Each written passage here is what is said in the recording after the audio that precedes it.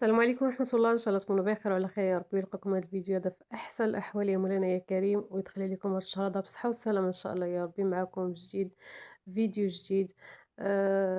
كنبارطاجي معكم كيف ما العادة التجارب والخلاصة ديال التجارب اللي دوزتها في حياتي البسيطة جدا.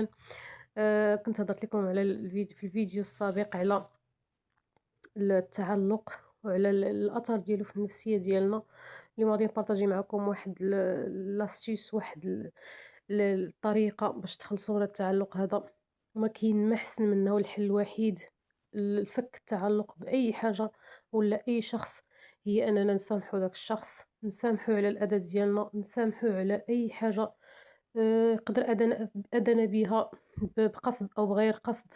ما نحقدوش، ما نشدوش في خاطرنا، نسامحوه، وهكا باش نقدروا نزيدوا نتعاملوا معاه ونزيدوا نستمروا معاه ونعيشوا معاه. وكنتمنى ان شاء الله يا ربي تكونوا قادرين على هاد المسألة هذه ديال كظم الغيظ. هي كظم الغيظ فعلا، و ومسألة أخرى ديال أن كظم الغيظ يعني أنك والكاظمين الغيظ والعافين عن الناس من أهم الحوايج اللي ذكر لنا الله سبحانه وتعالى وركز فيها بأنها من سمات المتقين. يعني باش تكون متقي هي أنك تعفو على اللي آذاك وتسامحه، وهي من بين الحوايج اللي كتخليك أنك تفك التعلق بكل سهولة. وتحبس الأفكار. ملي كتسامح الشخص ولا ملي كتسامح الإنسان اللي آذاك وهذا وأنت متعلق به وكذا وتيأثر فيك تيأذيك، داك التعلق ديالو هو راه مأذيك وفي نفس الوقت متعلق به.